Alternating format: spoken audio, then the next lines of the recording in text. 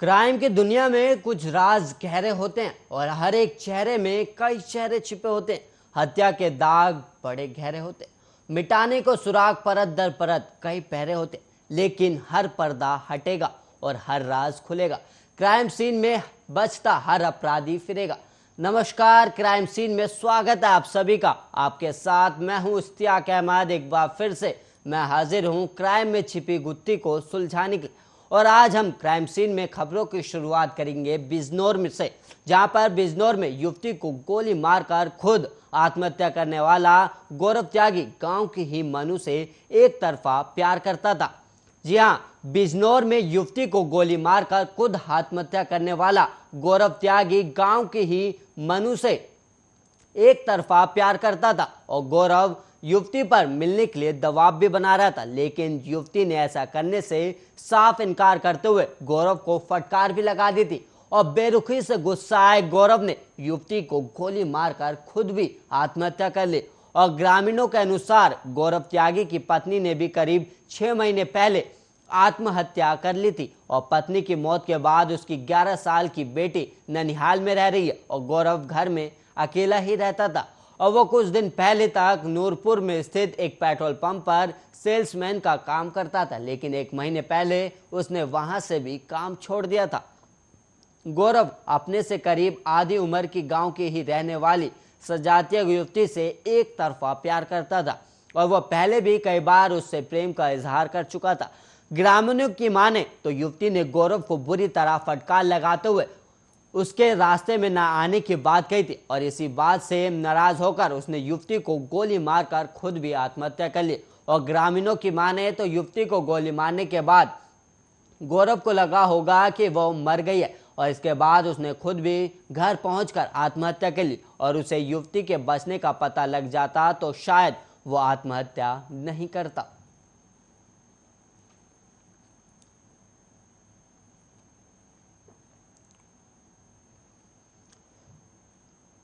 वहीं मां के लिए अपशब्द का इस्तेमाल करने की वजह से एक 10वीं के छात्र ने 11वीं के छात्र की चाकू मारकर हत्या कर दी और वारदात दक्षिण पूर्वी जिले के ओखला इलाके की है। और पुलिस के मुताबिक आरोपी छात्र इस बात से नाराज था कि 11वीं के छात्र ने कुछ समय पहले आरोपी छात्र की मां के बारे में अपशब्द का उपयोग किया था और आरोपी ने शुक्रवार की सुबह मृत छात्र से कहा कि वो उसकी मां से माफी मांगे, लेकिन उस छात्र ने साफ मना कर दिया। और बस इसी बात से गुस्सा होकर 10वीं के छात्र ने चाकू से हमला कर 11वीं के छात्र की हत्या कर दी। और दोनों government boys senior secondary school के छात्र हैं। और 1 अक्टूबर को ओखला थाने में किसी ने फोन करके स्कूल के करीब चाकूबाजी की जानकारी दी और पुलिस की टीम जब मौके पर पहुंची तो पता लगा कि झगड़ा 2 छात्रों के बीच का है।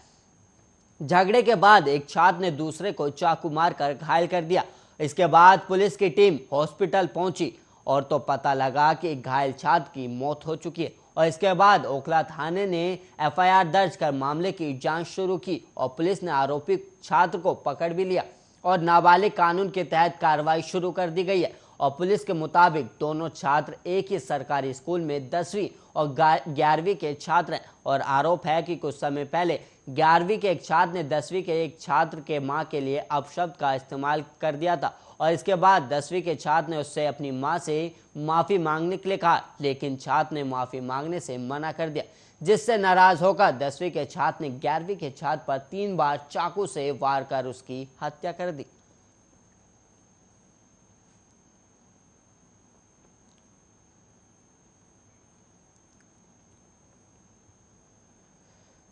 तीन दिन पहले बैटरी चोरी के शक में युवक की पीट कर हत्या के मामले में मुसहर थाना पुलिस ने 2 आरोपियों को गिरफ्तार किया और गिरफ्तार किए गए आरोपियों का नाम योगेश और पंकज है, जो फरीदाबाद के गांव मुजेसर के ही रहने वाले हैं। मृतक दीपक के पिता ने बताया कि वो सेक्टर 7 स्थित इंदिरा कॉलोनी के निवासी हैं और उनके 2 बेटे दीपक और राजू हैं। और 30 सितंबर दोपहर करीब 12 बजे जब वो मुजेसर मार्केट से जा रहे थे तो उन्हें सूचना मिली कि ऑटो की बैटरी चोरी के शक में दीपक के साथ किसी ने मारपीट की है। और सूचना के बाद वो अपने बेटे की तलाश में निकल गए और शाम करीब 5 बजे उन्हें पता चला कि दीपक रेलवे लाइन के नजदीक मशीन मार्केट के पीछे पड़ा हुआ है और दीपक वहां तड़प रहा था। उसने अपने पिता को बताया कि आरोपी योगेश और पंकज ने उसे साथ लाठी डंडे से मारपीट की है और दीपक के पिता जब तक उसे अस्पताल ले जाने का प्रबंध करते उतने में उसने दम तोड़ दिया। और आरोपियों को शक था कि उनके ऑटो की बैटरी दीपक ने चोरी की है और इसी शक के चलते उन्होंने दीपक के साथ मारपीट की थी। अब मृतक के पिता की शिकायत पर थाना मुजेसर में आरोपियों के खिलाफ हत्या की धाराओं के तहत मुकदमा दर्ज करके जांच शुरू की गई और थाना प्रभारी इंस्पेक्टर संदीप की टीम ने इस मामले में दोनों आरोपियों को मुजेसर मार्केट में से शुक्रवार को गिरफ्तार किया है।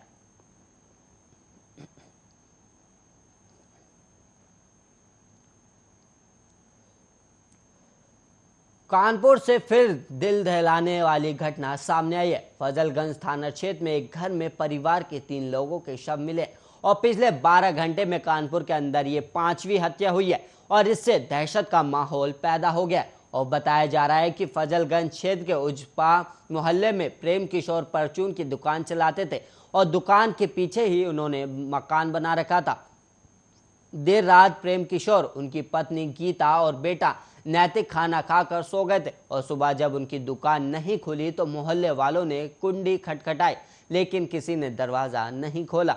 फजलगंज थाना क्षेत्र में एक घर में परिवार के 3 लोगों के शव मिले और पुलिस की फोरेंसिक यूनिट, डॉग स्क्वाड की टीम, सर्विलांस की टीम काम में लगी है और कुछ सुराग भी नहीं मिले जिसके आधार पर छानबीन की जा रही है और जल्द इस घटना का खुलासा किया जाएगा। और किसी अनहोनी की आशंका को देखते हुए पुलिस को इसकी जानकारी दी गई थी। जब पुलिस मौके पर पहुंची और दरवाजा खोलकर अंदर दाखिल हुई तो देखा कि पति, पत्नी और बेटे का रक्त रंजित शव पड़ा हुआ था और मृतक के परिजनों का कहना है कि प्रेम की किसी से कोई दुश्मनी नहीं थी और उनकी हत्या की गई है इसका पता नहीं है। और वहीं अपर पुलिस आयुक्त संजीव त्यागी का कहना है कि बेटे की हत्या गला दबाकर की गई है जबकि पति पत्नी के शरीर पर चोटों के निशान है और पुलिस की फोरेंसिक यूनिट, डॉग स्क्वाड की टीम, सर्विलांस की टीम काम में लगी हुई है और कुछ सुराग भी मिले हैं जिसके आधार पर छानबीन की जा रही है। और इधर घटनास्थल पर पहुंचे बीजेपी विधायक सुरेंद्र मैथानी ने कहा कि ये बहुत ही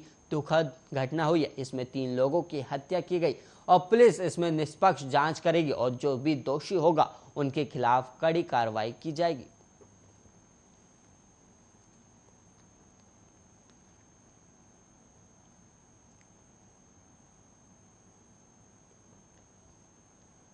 झारखंड के पश्चिम सिंहभूम के हाटम घिरिया में जमीनी विवाद को लेकर एक ही परिवार के 4 लोगों की हत्या का मामला सामने आया और मृतकों में पति, पत्नी, देवर और 6 साल का बच्चा शामिल है और बताया जा रहा है कि जमीन विवाद को लेकर इस हत्याकांड को अंजाम दिया गया है और ये वारदात हाटम हरिया थाना क्षेत्र के केंद्रपोशी में शुक्रवार देर रात को घटी और यहाँ अज्ञात हमलावरों ने घर में घुसकर कुल्हाड़ी से एक ही परिवार के 4 सदस्यों का गला काटकर हत्या कर दी और हमलावर इतने निर्दयी थे कि उन्होंने 6 साल के मासूम बच्चे को भी नहीं छोड़ा और पुलिस ने शवों को पोस्टमार्टम के लिए भेज दिया है और जांच में जुट गई है। घटना में ओनामुनी खंडाहित, उसकी पत्नी मानी, 6 साल का बेटा मुगरू और भाई गोबरो की मौत हो गई है और चारों की हत्या के बाद बदमाशों ने शव को गांव से दूर खेत में ले जाकर फेंक दिया और सुबह ग्रामीणों ने शव को देखकर पुलिस को इसकी सूचना दी और पुलिस ने मौके पर पहुंचकर जांच शुरू कर दी और पुलिस ने चारों शवों को खेत से बरामद कर अपने कब्जे में ले लिया और इसके बाद पोस्टमार्टम के लिए चाईबासा भेज दिया है और उधर इस हत्याकांड से इलाके में सनसनी फैल गई है और पुलिस ने इस मामले में 2 लोगों को हिरासत में भी लिया है। हालांकि पुलिस ने अभी इस मामले में कुछ भी कहने से इनकार किया है लेकिन बताया जा रहा है कि पुलिस मामले का जल्द ही खुलासा कर सकती है।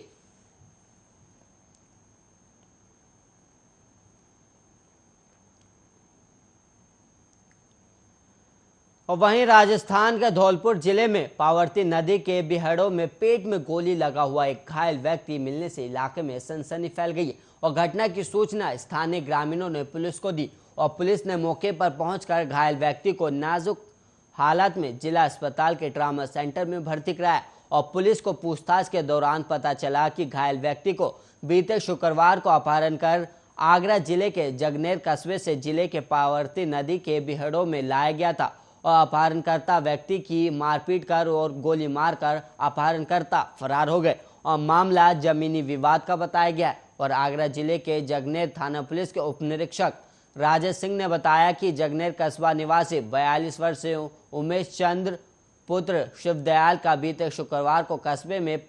पड़ोसियों ने अपहरण कर लिया था। अपहरणकर्ता व्यक्ति को धौलपुर जिले के कचनपुर थाना इलाके के पावर्ती नदी के बिहड़ों में ले गए थे और अपहरणकर्ताओं ने व्यक्ति के साथ मारपीट कर पेट में गोली मार दी और अपहरणकर्ता व्यक्ति को अधमरा समझकर फरार हो गए और स्थानीय कचनपुर थाना पुलिस ने घायल को जिला अस्पताल में भर्ती कराया और घटना की सूचना आगरा जिले के जगनेर थाना पुलिस को दी गई और पुलिस ने घायल के बयान लिए और पेट में गोली फंसी होने के कारण हालत बेहद नाजुक बताई जा रही और जिला अस्पताल के चिकित्सकों ने प्राथमिक उपचार देकर उसे आगरा रेफर कर दिया और आगरा जिले की जगनेर थाना पुलिस घायल व्यक्ति को आगरा उपचार के लिए ले गई है और आगरा जिले की जगनेर थाना पुलिस के मुताबिक अपहरणकर्ता उमेश चंद्र और उसके पड़ोसी में जमीनी विवाद चल रहा है और जमीनी विवाद को लेकर पूर्व में भी दोनों पक्षों में झगड़े हुए थे। जमीनी विवाद को लेकर पड़ोसी द्वारा अपहरण की वारदात को अंजाम दिया है और अपहरणकर्ता पीड़ित को धौलपुर जिले के पावर्ती नदी के जंगलों में ले गए जहां बेरहमी से मारपीट कर पेट में गोली मार दी गई।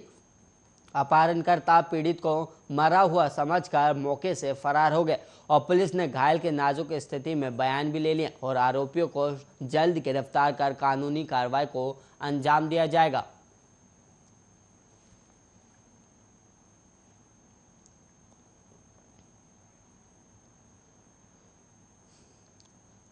सोशल मीडिया पर अनजान लोगों से दोस्ती करना महिलाओं को भारी पड़ सकता है। ऐसा ही एक मामला धौलपुर जिले में सामने आया जहां कुछ युवकों ने फेसबुक पर पहले एक महिला से दोस्ती की और उसके बाद वीडियो कॉलिंग पर बातचीत के दौरान महिला के कुछ फोटो खींच लिए। अब इन युवकों द्वारा सोशल मीडिया पर फोटो वायरल करने की धमकी देकर पीड़ित महिला को लगातार ब्लैकमेल किया जा रहा है और ब्लैकमेलिंग से परेशान होकर पीड़ित महिला की ओर से धौलपुर जिले के सदर थाना पर युवकों के खिलाफ मामला दर्ज कराया गया और पुलिस ने मामला दर्ज कर कार्रवाई शुरू कर दी और पुलिस को दी गई तहरीर में पीड़ित महिला ने बताया कि वह पहली क्लास तक पढ़ी लिखी है और उसके मोबाइल पर ओम प्रकाश का फोन आया जो उससे फोन पर मजाक करने लगा। इसके बाद महिला ने उसका नंबर ब्लॉक कर दिया। इसके बाद सतीश नाम के युवक का फोन आया और वो धमकी देने लगा कि तुमने ओम प्रकाश का नंबर क्यों ब्लॉक कर दिया, जिस पर महिला ने ये नंबर भी ब्लॉक कर दिया और इसके बाद अलग अलग नंबरों से पीड़ित महिला के पास कभी कॉल तो कभी वीडियो कॉल आने लगे और 50,000 रुपए की मांग करने लगे। साथ ही धमकी देने लगे कि अगर तुमने रुपए नहीं दिए तो हम तेरे पति को जान से मार देंगे और हमारे पास तेरे अश्लील गंदे फोटो भी हैं और उनको फेसबुक पर डाल देंगे। करीब 2 महीने पहले सतीश का फोन आया कि मुझे 50,000 रुपये दे दो और मैं आपके पास राम अवतार नामक युवक को भेजा। इसके बाद राम अवतार घर के बाहर आया और पीड़ित महिला ने राम अवतार को 50,000 की बजाय 30,000 रुपये छत से फेंक कर दिए, लेकिन कुछ दिन बाद फिर धमकी आने लगी और ब्लैकमेल करने लगे हैं।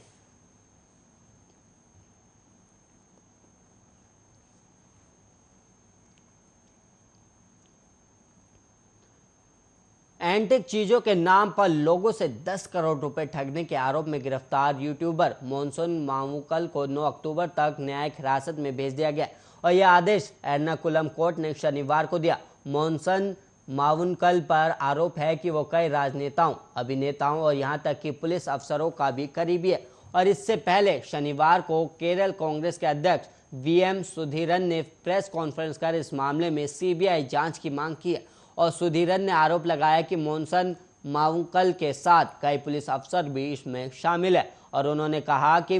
हमें उम्मीद नहीं है कि क्राइम ब्रांच की जांच में इस मामले में कोई तथ्य निकलकर सामने आएगा या नहीं, क्योंकि इस मामले में कई पुलिसकर्मियों के नाम शामिल है और मोनसन मावुकल यूट्यूबर है और उन्हें 26 सितंबर को क्राइम ब्रांच ने 10 करोड़ रुपए की ठगी के मामले में गिरफ्तार किया था और मानसन केरल के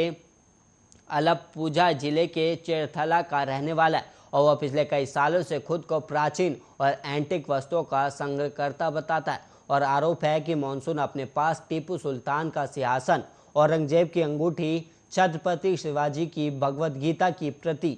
सेंट एंथनी के नाखून जैसी दुर्लभ चीजें होने का दावा करता था और उसने इन्हीं के आधार पर लोगों से करोड़ों रुपए की ठगी की और आरोपी मॉनसन ने कई लोगों से ये कहकर पैसे उधार लिए थे कि आरबीआई नियमों के चलते उसका 2.6 लाख करोड़ रुपए विदेशी खातों में फंस गया और उसने दावा किया था कि उसे ये पैसा अरब के रॉयल फैमिली द्वारा एंटीक सामान बेचने पर मिला है और उसे इस पैसे को निकालने के लिए कुछ पैसा चाहिए।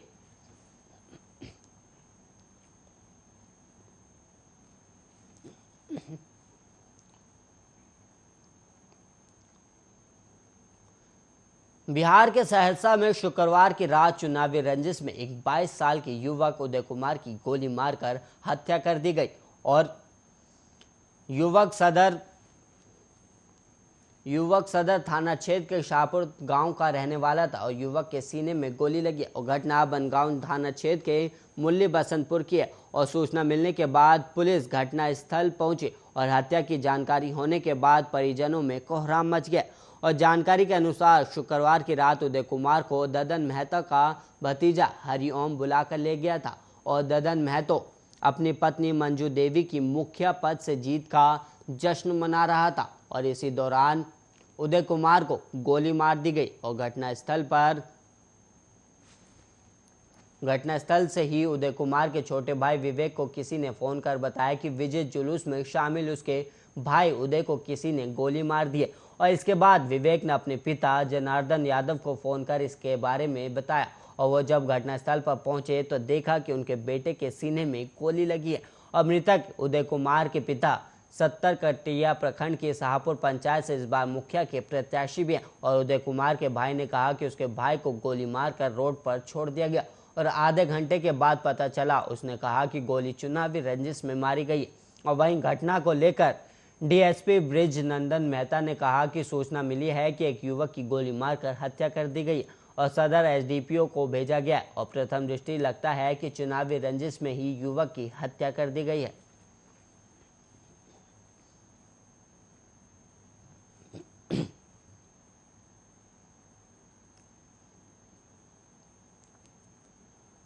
बिहार में आपराधिक घटनाएं कम होने का नाम नहीं ले रही हैं और 2 जिलों में 4 हत्याएं होने से सनसनी फैल गई। सहरसा जिले के बिहार थाना क्षेत्र, महसी थाना क्षेत्र और बसंतपुर थाना क्षेत्र में 3 लोगों की लाश मिली और वहीं बेगूसराय जिले में युवक की पीट कर और धारदार हथियार से काटकर हत्या कर दी गई। सहरसा जिले के भेरा थाना क्षेत्र में परसमा में एक व्यक्ति की लाश मिली और शव की पहचान राम परवेश राय के तौर पर हुई और इसी जिले के महिषी थाना क्षेत्र में अजय सादा नामक शख्स की हत्या कर दी गई और इसके अलावा शाहपुर निवासी एक युवक को शुक्रवार रात 9:45 बजे बदमाशों ने गोली मार दी और वारदात को बनगांव के मुरली बसंतपुर थाना क्षेत्र में अंजाम दिया गया और हत्या पुरानी रंजिश होने की बात भी सामने आ रही और पुलिस मामले की अभी छानबीन करी। जिले में 12 घंटे के अंदर अलग अलग थाना क्षेत्र में हुई 3 हत्याओं से लोग दहशत में और वहीं बेगूसराय जिले के साहेबपुर कमाल थाना क्षेत्र के खड्डा गांव में एक युवक की पीट कर और धारदार हथियार से काटकर हत्या कर दी गई और ग्रामीणों के अनुसार युवक गांव में ही भोज खाने जा रहा था। इसी क्रम में अज्ञात लोगों ने मिलकर घटना को अंजाम दिया और मौके पर पहुंची पुलिस ने शव को कब्जे में ले लिया और जानकारी के अनुसार पुलिस ने घटना के संबंध में एक व्यक्ति को हिरासत में भी लिया है।